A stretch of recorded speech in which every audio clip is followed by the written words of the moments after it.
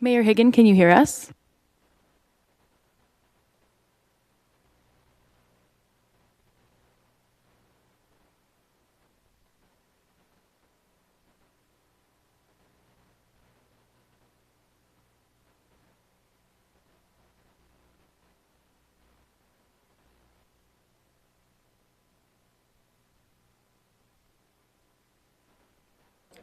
We weren't able to hear you, Mayor Higgin. Can you try saying that again?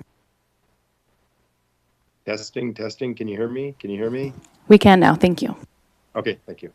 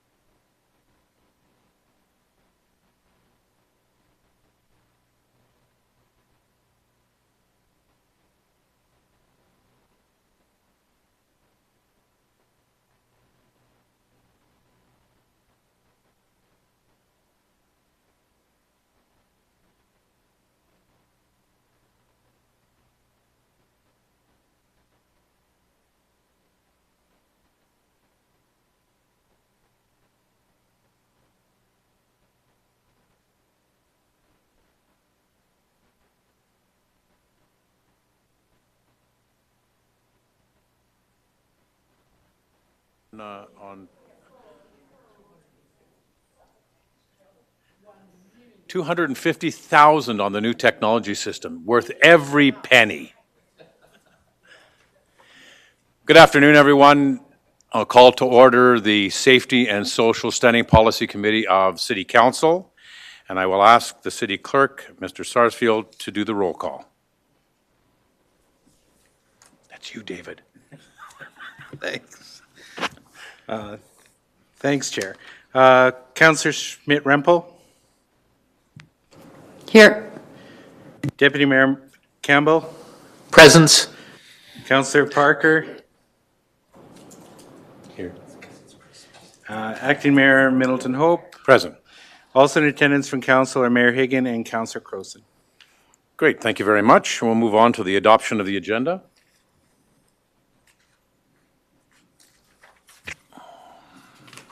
Excellent, thank you very much. Moved by Councillor Campbell, be it resolved that the agenda of the regular meeting of the Safety and Social Standing Policy Committee on December the 14th, 2023 be adopted as presented. Deputy Mayor Campbell. Mr. Clerk, are there any other changes or amendments? There are none. Call the question. Question's been called. All in favor? Thank you. That's been adopted. And I have before me the consent agenda moved by Councillor Parker. Be it resolved that the minutes of the Safety Standing and Social Policy Committee held on November the 16th, 2023 be approved and that the Chair and City Clerk designate be authorized to sign the same, and further be it resolved that the Safety and Social Standing Policy Committee status of initiatives for December the 14th, 2023 be received as information. Councillor Parker. Question. Question's been called. All in favor? Okay, we have an agreement. Presentation? Good. We now have the pleasure of a presentation, item 5.1, from Ms. Champagne of the YWCA. Ms. Champagne, would you please come forward to the podium? So you can just put this up and down for the right eye. Okay. Oh, thank you.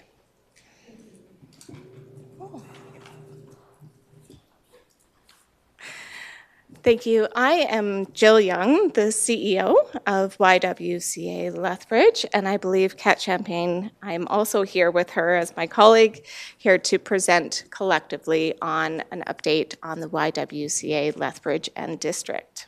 Great, thank you. You have 3 minutes and 32 seconds. Oh, perfect. Thank you. I can get through that.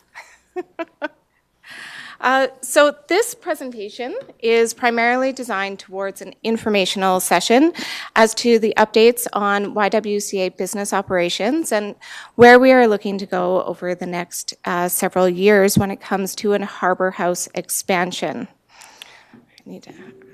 Usually I don't feel that short, but here I am. Next slide, please. YWCA Lethbridge and District has been established in our community for nearly 75 years at this point. We were established in 1949 and incorporated in 1951 and have been a long-standing organization within Lethbridge. We have recently been undergoing several different operational changes over this last year, including one of the most significant changes in recent times, which was a transition of our contract that was currently operating as a permanent supportive housing program on our second and third floors of our YWCA main building. And that was transitioned over to Lethbridge Housing Authority at the end of March and early April in 2023.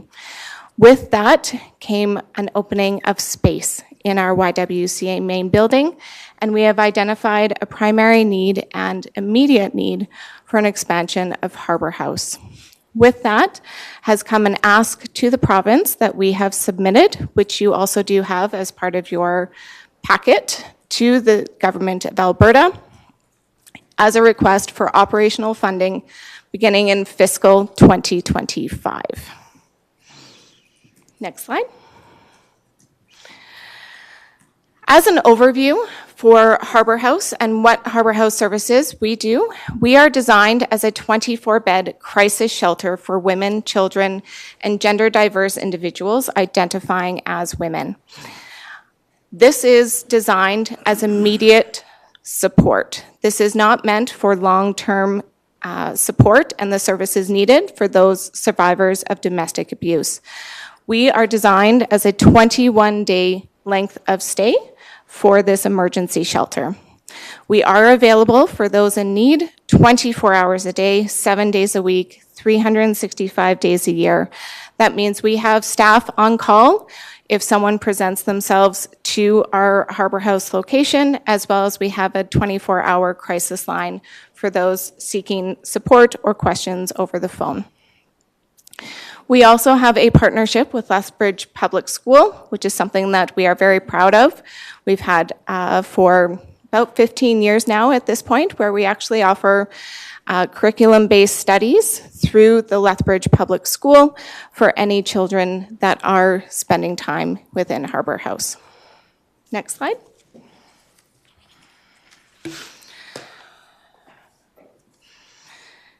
Because we are an emergency shelter, we do have a priority intake process. Our first level of priority are for those of women and children disclosing domestic abuse. That is our primary mandate for this funding, and it is where we primarily try and ensure that we are intaking as many individuals that are presenting as possible. Our second priority are single women presenting and disclosing domestic abuse. Our third and technically fourth priority are those single women and families that are in crisis. This means that they have not necessarily disclosed domestic violence, but they may be vulnerable to homelessness and are needing emergency support services for a short period of time. Next slide.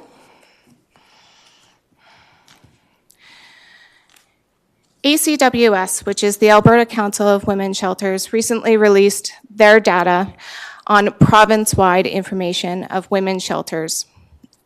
What we're seeing is that the increase in demand for shelters across the province is increasing. This is a story that is not changing year over year, but it continues to increase the demand.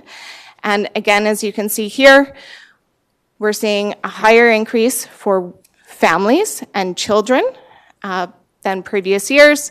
And we're also seeing the amount of lack of capacity and turnaways across the province. What we're seeing here in Lethbridge is very, very similar. We are not abnormal to what we're seeing in the provincial statistics. Next slide.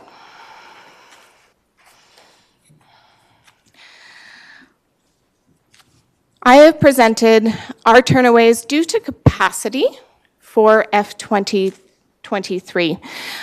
What you're seeing is a typical chart month over month of what we're looking at for turnaways.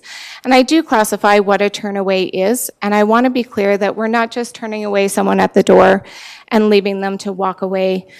What we do try and work, if we do have no capacity at our shelter, we work with other local shelters. We work with as many individuals in our network to see what kinds of supports that we can provide.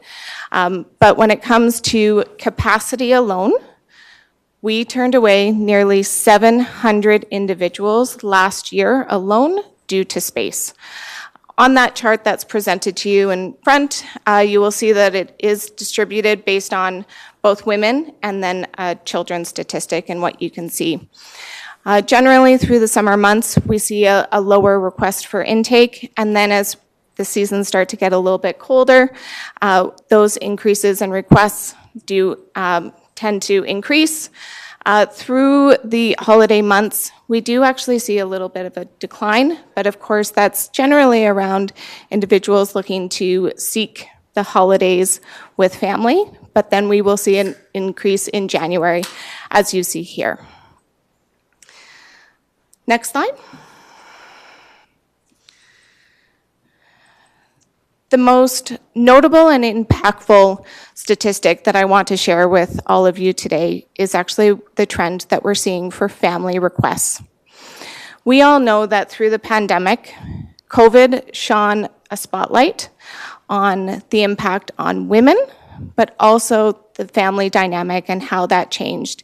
It increased pressures on families, on individuals, the economy, and it truly changed how we saw and how we reported domestic violence.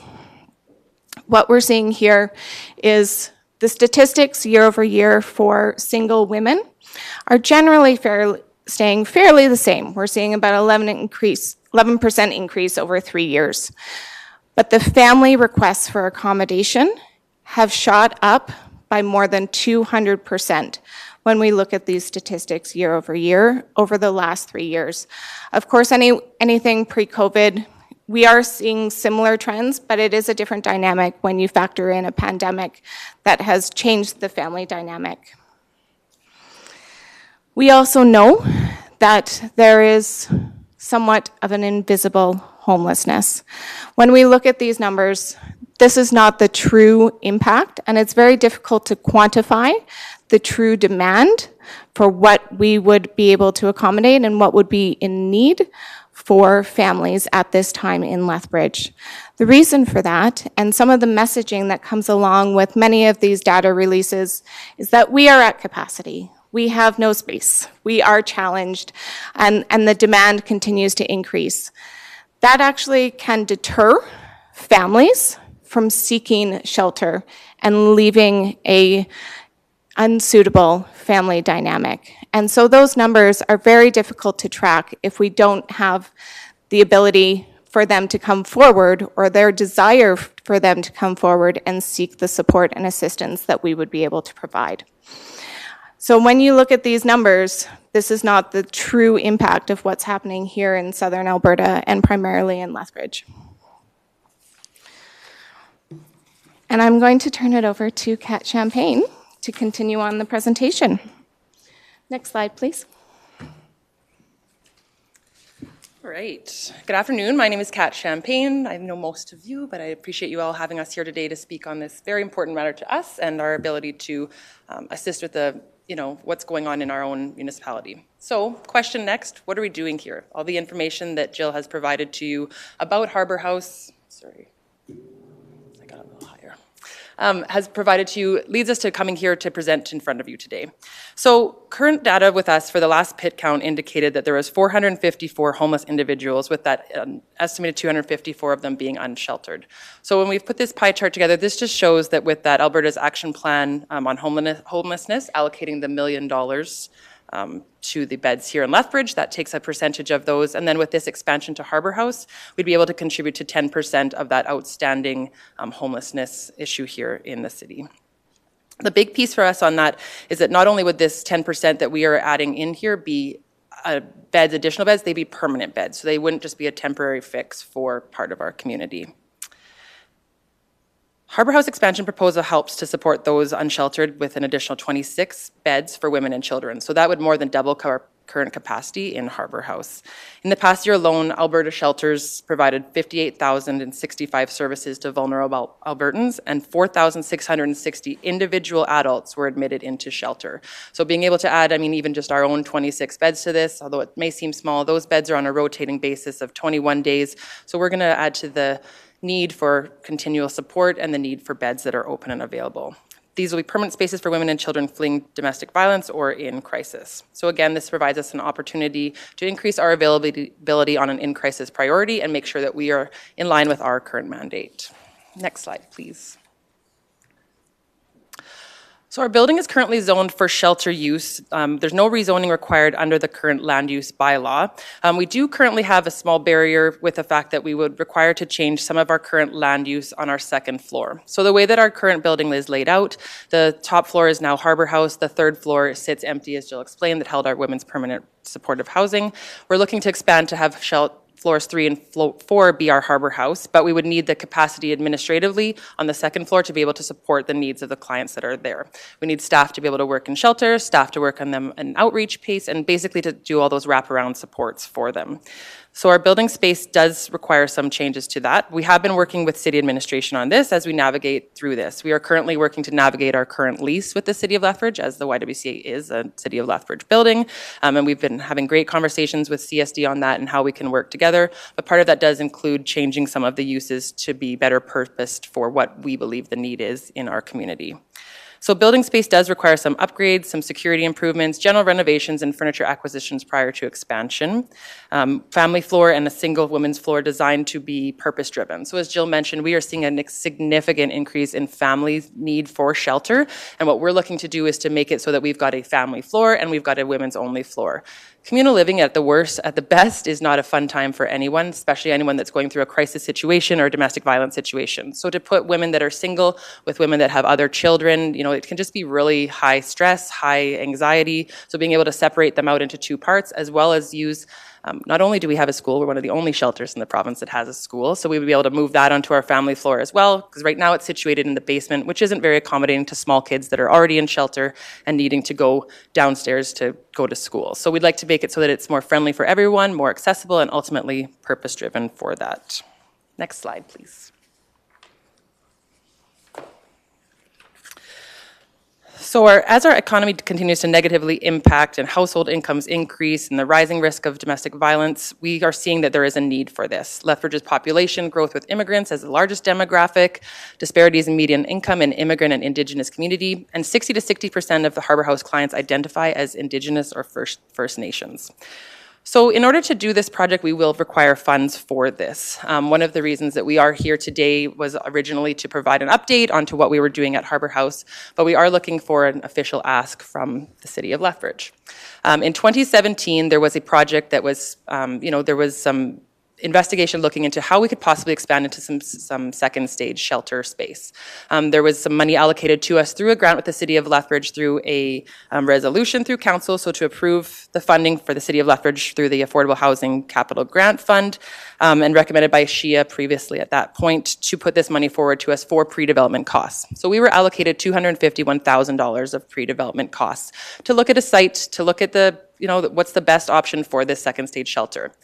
At the time, we did do a couple of things. We had some drawings done. We used just about $48,000 of that money, and since then, that money has been sitting in limbo. Nothing has happened with that $201,000. Right now, when we see that that's sitting there, we see that there's a need in the community. We see that we have the ability to satisfy that need. We started to have those conversations with city administration about how we could better use those funds. Like I said, they're currently just sitting there doing nothing for either of us. So we had a conversation about how we could possibly convert these funds from pre-development costs to capital costs that we could immediately put into use for the expansion of Harbor House. So what we're asking for today is to review that original grant that was from 2018 and just possibly allocate those funds to us to be able to do those capital improvements on this building that is city-owned, which would allow us to get a start on the Harbor House expansion and allow us to ultimately apply for other funding, use our other funding sources. We have other funding sources to support this project as well, but this would be an immediate impact and would also show support from the city that they are on board to help us with this expansion and help women and children in our community. So ultimately, that is our request today, is that we would like to see that money reallocated. I believe that we could use those funds in a much more purposeful way and that we would be able to show an immediate response to that. It would also show the response to our homelessness and that 10% that we can help with there as well. The second ask that we have for today is just for a letter of support from City Council in relation to this project. As Jill mentioned, and the documents that you have in your package, we have sent that to the Government of Alberta requesting for this operational funding. The funding for that would just be to operate this, but we are working to get funding from other pieces as well. So having that letter of support showing that the city is on board with us doing this expansion, on board with us expanding the availability for women and children to be housed in our community, it would go a long way as far as our conversations when it comes to fund development or external pieces in relation to that. So I think that that's everything on that. I know if you have any questions, we're here to answer those too, but I think that's it. And thank you very much for your time.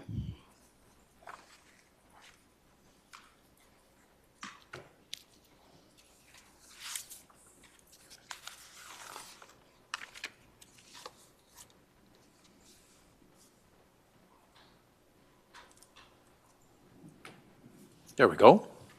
Live mic. Great. Thank you for the presentation. I appreciate that. We'll have questions, I'm sure, and so I'll open it up to my colleagues to see if they have any questions first.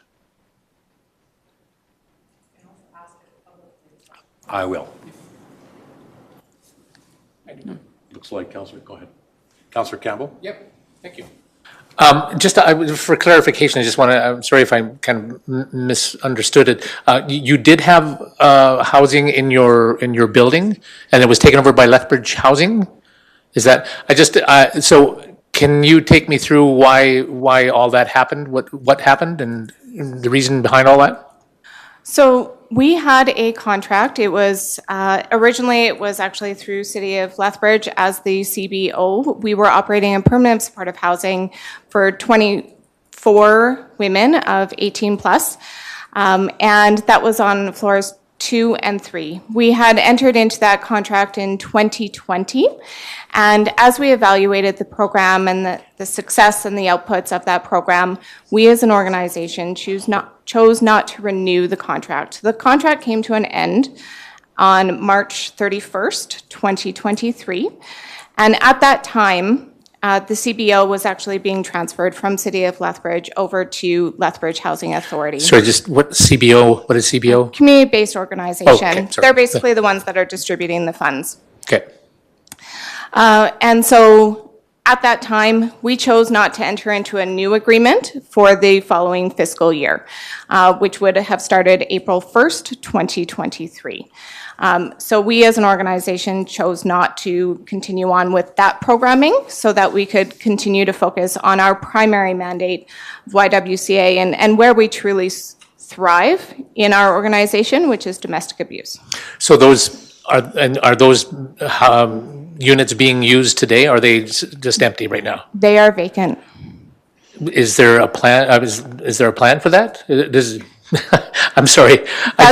That's why we're here today. Okay. We're talking. We've put in an ask to the government of Alberta, to the province, For that site, for that. for utilizing those spaces to Okay. repurpose it from what we were using it back in March to now Harbor House. Okay, I was not wrapping my head around it, but that's easy for me. So anyway, when you're talking about, you're saying there's an ask, it's not really new money, it's just, let's have a look at what the money we have, right? Correct. So at this point, anyway. Well, no, there's an ask for additional. So currently we receive funding from the province. It's approximately 1.6 million to fund 24 beds for that operation. Our ask to the province is for additional funding that would cover us for an additional 26 beds. So the ask will actually range from about 1.2 to 1.5 million that we are asking from the province But, for yeah. operational. But for the city though, there's no new ask monetarily, just correct. reallocation of that 200,000. Correct. Okay, The thank you. funding is already there. Great, thank you very much. Thank you, Chair. Okay, Councillor Schmidt-Rempel. Thank you very much, and thank you both very much for coming forward with this presentation. So just so that, to kind of follow up on what Councillor Campbell has asked, so that I'm understanding properly, we're looking at expanded shelter space, and it'll be Harbor House expanded shelter space, and 21 beds, you said? An additional, goodness, an additional 26. An additional 26? Total of 50 beds. Okay.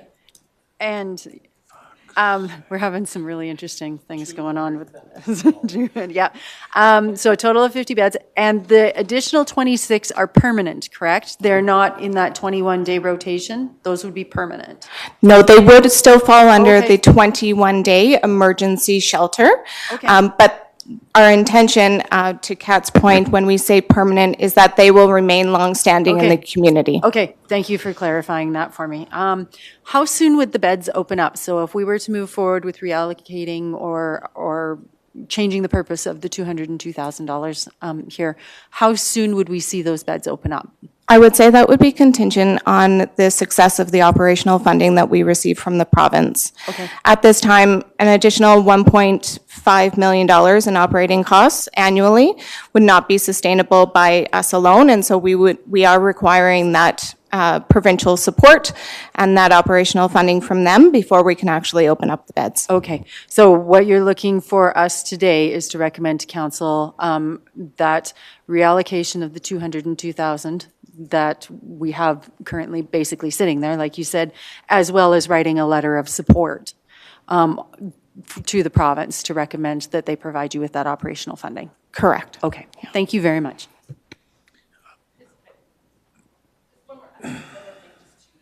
Another ask? No, I've only got two. This is just an added comment. So just one other thing on top of that question to Councillor Schmidt-Rempel was just that, yes, this is an ask for this certain capital, and as Jill mentioned, it is contingent on us receiving that operational fund from that. But the ability to have a base of capital funding that we can have access to also provides us leverage when we're looking at other funding sources. So you look at CIP or CFEP grants, things like that. So having some of those capital dollars, in addition to the capital dollars that we have available through other funding streams or through our other funding sources, it just adds that kind of, builds us a little stronger when we're going forward and asking for potential other capital dollars to finish the project. So Thank you. Okay. Councillor Parker. Thank you, and thank you very much for your presentation. I don't know if you can answer, most likely administration. The shelter development strategy provides some context around the gap in the shelter capacity in our community. We heard the announcement last week from the province of the contribution from the Alberta government to the shelter by 50 beds. With the YWCA intending on doubling your capacity from 24 to 50, I think, 50, where does that leave us as a community in regards to capacity? Overall, is there a gap?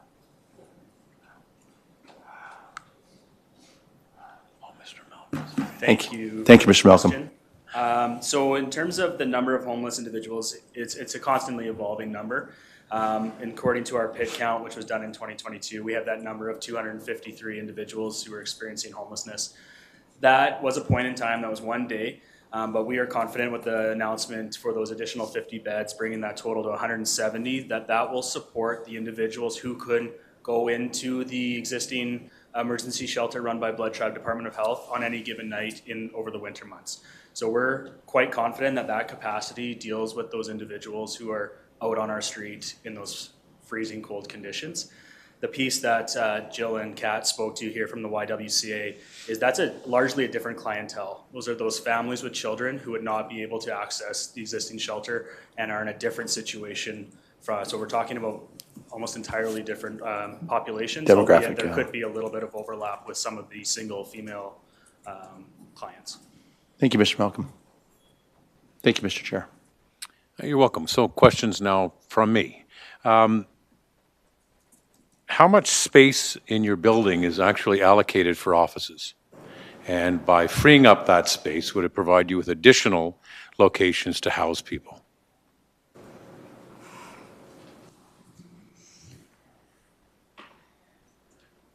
Right now, our building is actually, and I'll look back to Andrew and Matt on this as well. Our building, under the leaseholder of City of Lethbridge, we have various different zoning on different floors. So currently, our floors 2, 3, and 4 are zoned for shelter use, but we do. Obviously, with this type of expansion, we would require some of that space to be allocated for administration. There's only a certain level of maximum capacity when it comes to how many individuals we can actually house in a building versus how many support staff that are required for that same space. So our intent is actually to look at how we can shift the purpose of our second floor into administrative space. So right now, we are technically bursting at the seams when it comes to purpose-built space for our administration and to serve those needs. So the $200,000, which has previously been approved by council, which is waiting in abeyance, correct, Mr. Malcolm? Which may be purposed for this, does it require an amendment?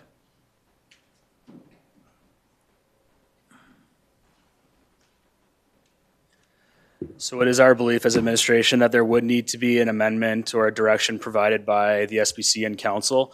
The previous resolution spoke to it being for capital planning work, whereas this would be for actual capital expenditure. So direction from SBC and council to clarify that would allow us to then move forward with supporting the YWCA and repositioning those funds. Okay, thank you.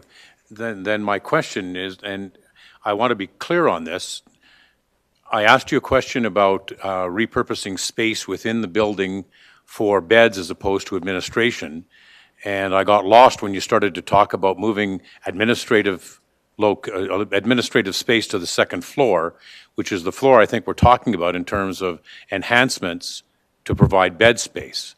Do I understand that correctly, that you're asking to increase administrative space on the second floor?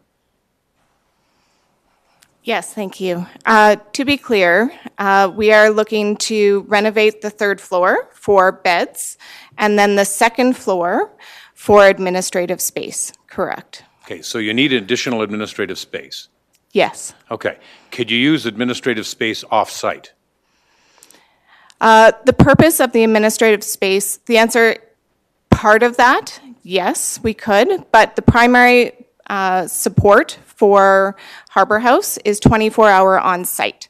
So what we are looking at is obviously with an expansion of going from 24 to 50 beds, we also need the staff complement to support that, which includes our Harbor House support services that are on-site, directly working with the individuals that are staying at Harbor House.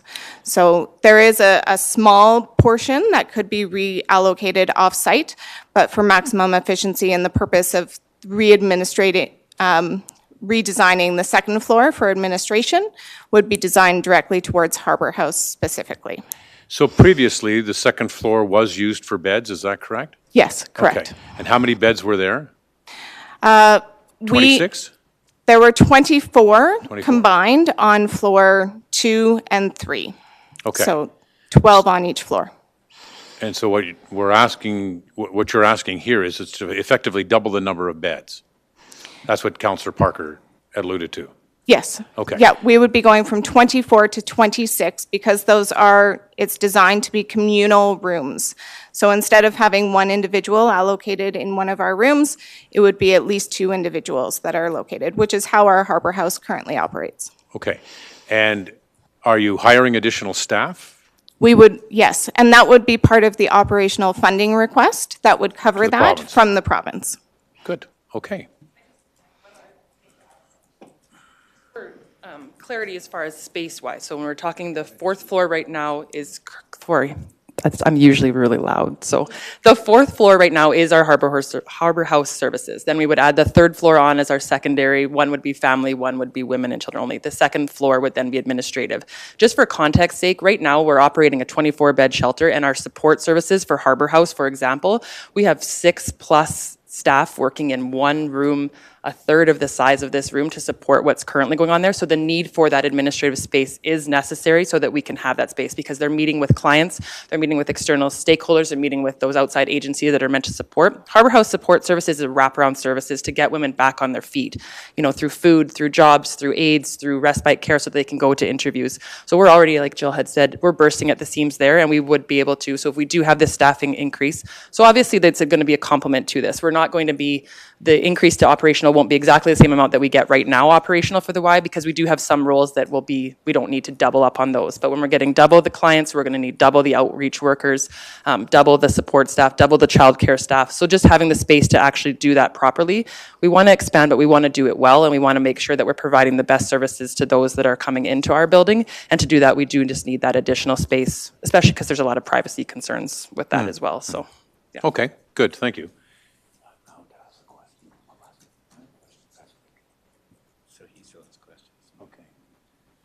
Councillor Parker has a question. It's actually, it says I have 5 minutes to ask my question. It's going to take me, it's more of a comment. All I can say is I know that the YWCA has kind of been the epicenter of some negative behavior and all that, but I just want to give you a compliment that that area has become a lot better over the last year, and it's a compliment to whatever you're doing. I've heard that from people who live in the area, who actually own apartments in that area. So, and I think we all drive by that area quite often, but you guys have, whoever's done it has done an amazing job in making that area a little more safer. It's nice to see that. And so I want to give my compliments to whatever you folks are doing. Thank you. There's 50-plus people in that organization that are contributing to that work, so it's a big piece for us, so. Thank you. Thank you for that. Again, speak into the mic. Okay. Okay, any members of the public who may have questions about the material presented, they may come forward and ask the chair of the committee those questions, and we'll ensure that they're answered. All right, well, we will. Any members of the public? Still no. Okay. Thank you for your presentation. Yes, and this.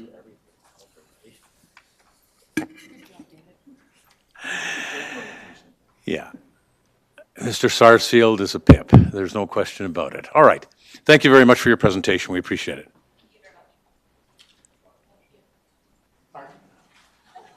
So you may want to say that the resolution has changed from what was circulated because of the change, because of the ask. Right.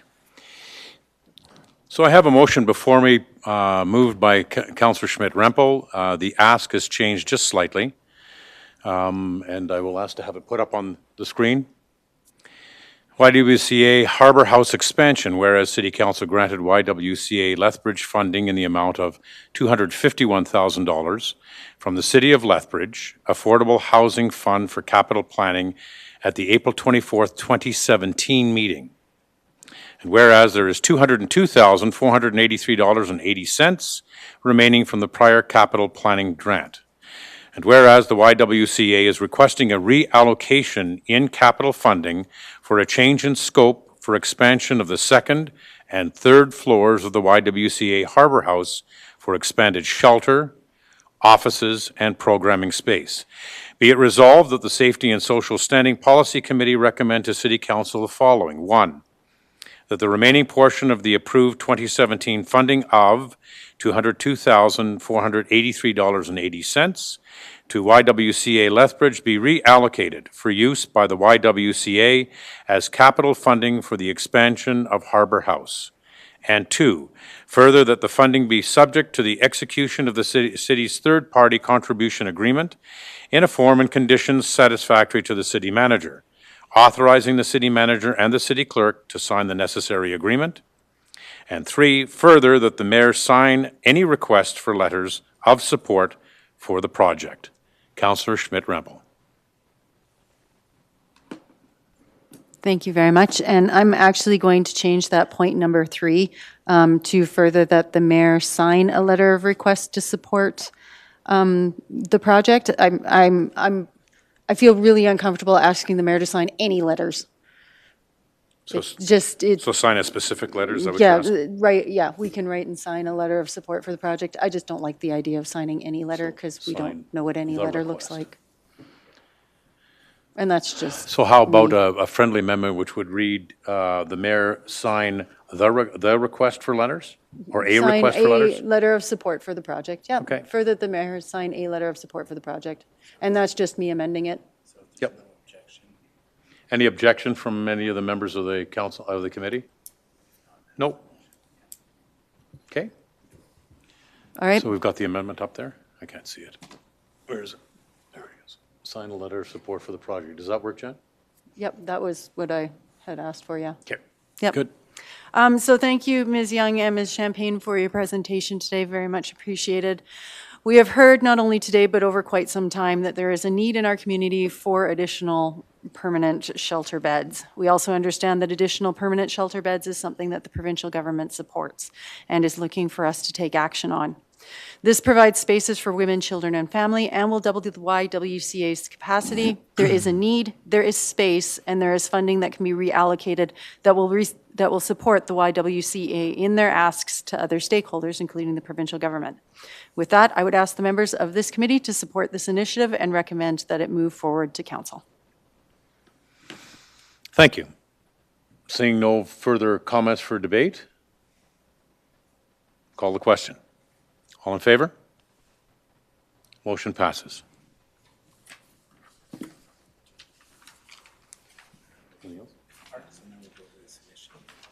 And where's the submission? Oops, I got it on here. Mr. Malcolm, it looks like you have a submission to this Standing Policy Committee this afternoon. Yep, let's have a look. And I have a resolution from Councillor Campbell, Lethbridge Social Helping Organizations Coalition reporting back to the SPC. Be it resolved that the Safety and Social Standing Policy Committee receive the report from Lethbridge Social Helping Organizations Coalition as information. Any questions of Mr. Malcolm? You have questions of me, though. It looks like we're lighting it up. Councillor Schmidt-Rempel. Thank you very much, and thank you very much for the submission on this, Mr. Malcolm. The only question I had is in going through this, and I know that the group has been before us before to present, but the only question I had was, does the work that they're doing overlap with anything that's already, anything that we're already doing, or anything that you're aware of going on? I just wanted to know if there was any overlap in any other work anywhere else.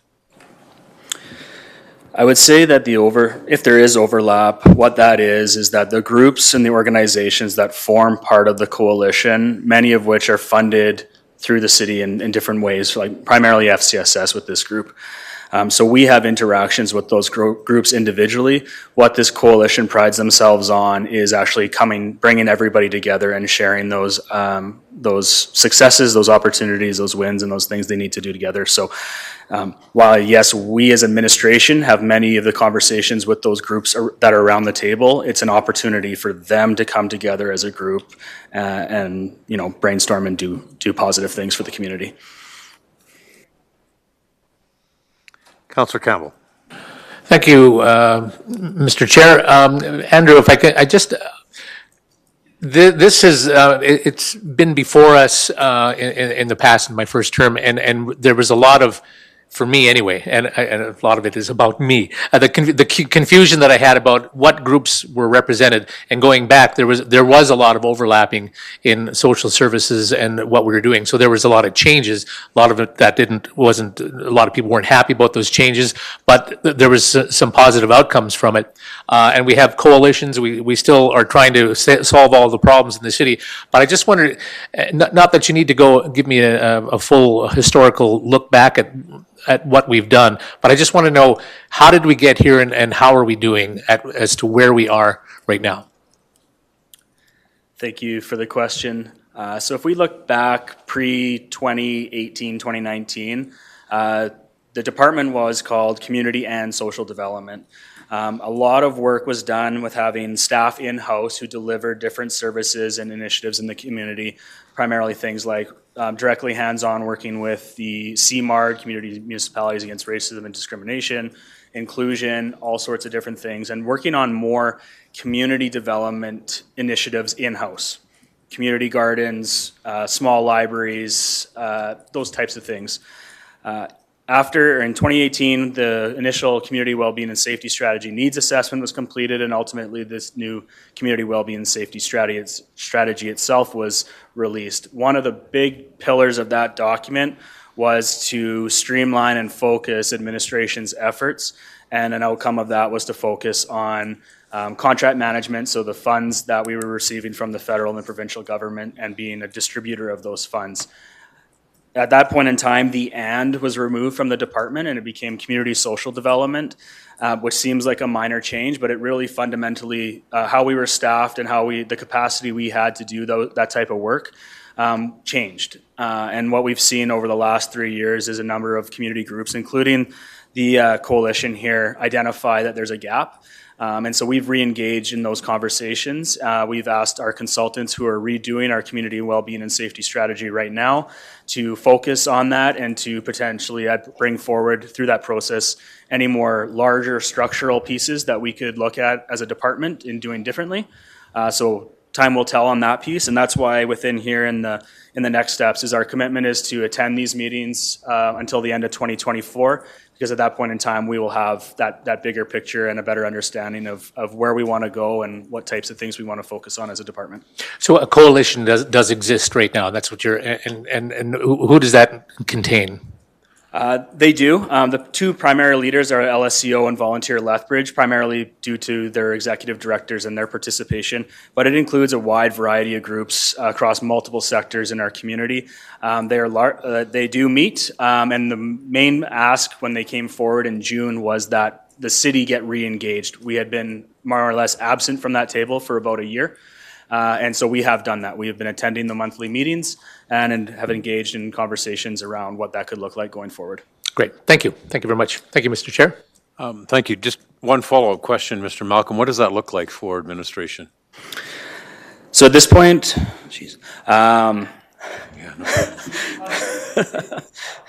at this point, what we're really looking to the results of that community wellbeing and safety strategy update. But one of the items that we are looking at is how we spend our FCSS dollars. And outlined in the committee report is that there could be the potential to invest those dollars in an internal resource whose purpose would be to focus on community engagement, community development, and somewhat take it back to where we were 4 or 5 years ago. Again, in many ways, we feel like we were all the way over here as a department pre-2018. We swung all the way over here, and we're trying to find where in the middle ground we are, and that'll be something we continue to explore. It's not something that we can unilaterally do because City Council is our approver of all funding. So if we decide that is something we want to bring forward, that'll come forward to Council at a later date. By having administration more actively involved with this group of, or this consortium, is there a stronger likelihood of accountability of funds spent? No, I think this is a separate piece from accountability on any funds being spent. This opportunity with this group is really around community awareness, having that extra opportunity to touch base on what they're doing as well as for us to share what we're doing. But they would not go into any sort of depths of accountability. We really rely on our community wellbeing and safety strategy advisory committee for that level of due diligence. Okay. Any additional questions from anyone? Okay, so we have a motion. Councillor Campbell, do you want to have any debate on it? No. So still no. I think this is for information. I think we've got the package. I think it's a good update, and looking forward to more collaboration within the city. So that's my opening and my close. Excellent. Then we'll call a question.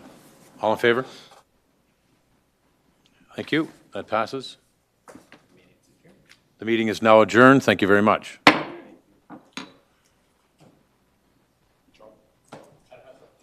job, Chairman.